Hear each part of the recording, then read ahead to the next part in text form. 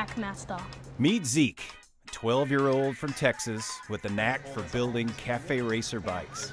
Just a year back at Coda down in Texas, Bryan was like, I would love to buy your first bike from you. And that was a big old no for me because we built it together as our first bike. And I said, I'll tell you what, if you get me a TIG, the best TIG that would fit for me, I'll build you a bike. And so he was like, great, but I'll make it better. You come to my shop for a week with the bike, and you have a rolling chassis and have everything set up, and we'll do the fabrication together. So that's why we're here in Atlanta.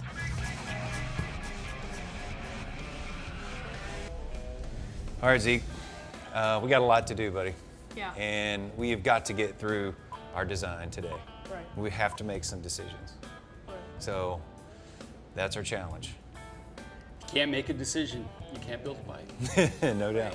One night, we went over to our friend Bryan Hobbs, and we probably, from 3 to 2 o'clock in the morning, we were milling out this hub. So we had to draw a pattern, and we had a really cool pattern of trapezoids.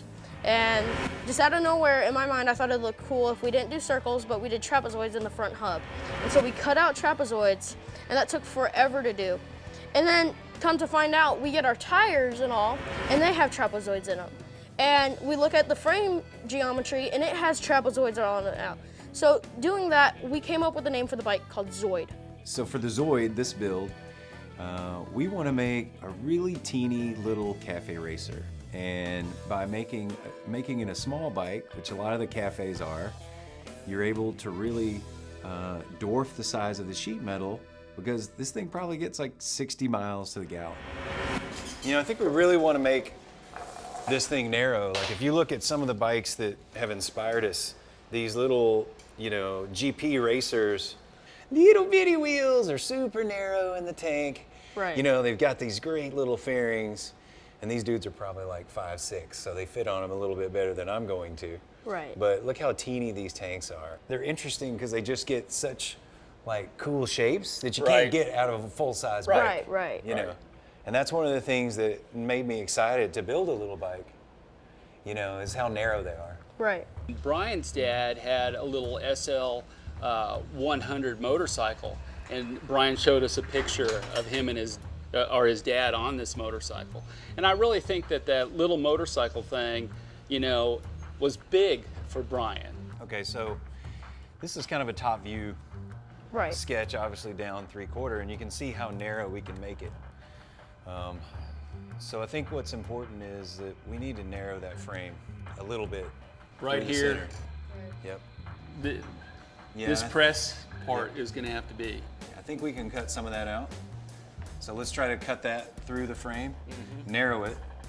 Let's cut off the rear. We can use some of this original tubing and maybe extend it. Right. To make it a little more mean angle. But I think we need to get all that out of our way Right. in order to move to the next phase. No, right here. From this scribe line. Well, I really just want to teach Zeke to be able to be accurate in all of his measurements. And there are a lot of times, especially like in this example with a caliper, where you can really quickly go in, scribe on one side, you got a perfect line. Go to the other, and a lot of people will go in, take a tape measure, scribe, and then they're kind of, is my phone ringing? You know, by the time they get to the other side, they forgot, was it 5/16 or was it 3/16? You know, so, but it's pretty hard to mess up if you just go, and you know you got a perfect line on both sides. The big deal of being a craftsman is that you're always trying to get the most accuracy you can. I mean, at the end of the day, these are custom-built vehicles, and so trying to be accurate, just like a factory would be, is something you're always after. There you go. Bada bing. Get that out of our way.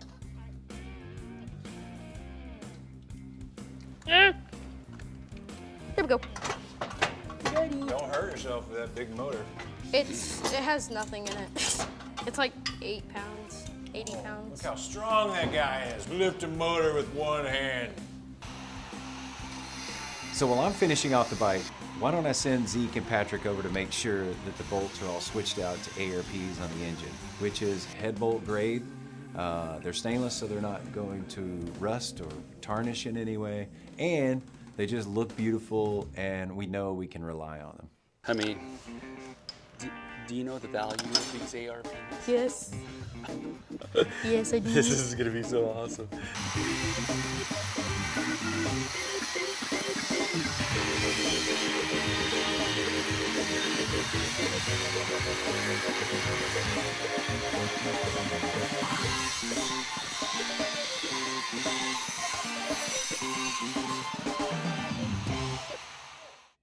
All right, fellas, got a little lunch in us. Oh, feeling good?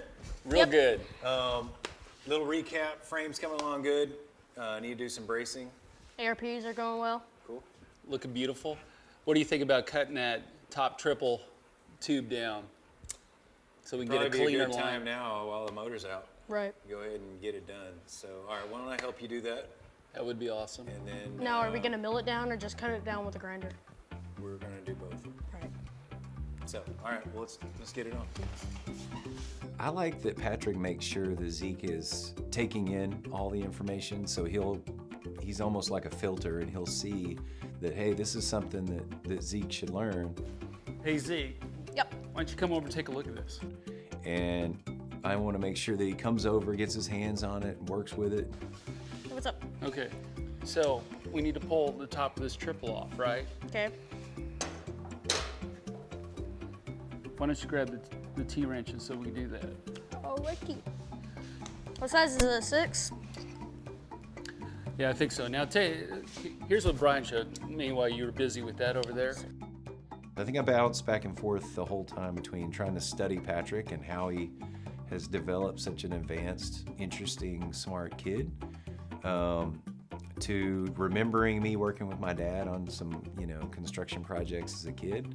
Now, what he said he was going to do is go ahead and pull. He's going to cut these tubes down, but he's actually going to re-weld it right here in the center of the top of this triple so that it's hidden, but it's also structurally supported. All right. Yeah. Isn't that a cool way to do that? Zeke, Zeke's tactile in his learning. He's tactile. He needs to be involved in that. And when all that stuff is going down, I don't want him to miss it. All right, so we're gonna clean up our tube here. This is the top of that fork tube we're gonna shorten. So kind of the general idea is you get yourself set up, tighten down the part, and then you check it like that to make sure that it's not hitting anything. So that way you know when you turn it on, it's not gonna hit. And we've got our little cutter. It's about halfway through the tube. And then I'm just gonna kind of work myself back and forth, taking a few thou off at a time. And it looks like I'm right on that line. Then the other thing I'm gonna do real quick is just make a bevel. So my weld has a nice place to penetrate. Whoop. Right. And how are you doing that bevel? I'm just manually kind of making it, about like a 45. Mm-hmm. So you see this got a nice little 45 on it? Right. And it's trued up good, and that gives a place for the weld to go down into. Right. All right. I want to be able to listen to everything. I want to know what he's doing. I'm observing him every single hour, every single minute. And because if we don't get this done, we have to go back and finish it. And we don't have as much experience as he does. And so it's like we're starting to build, but it's already crunch time. It's already time to get it done, and we need to get it done as fast as possible, but still make it look good and do our best. Come on, Lou.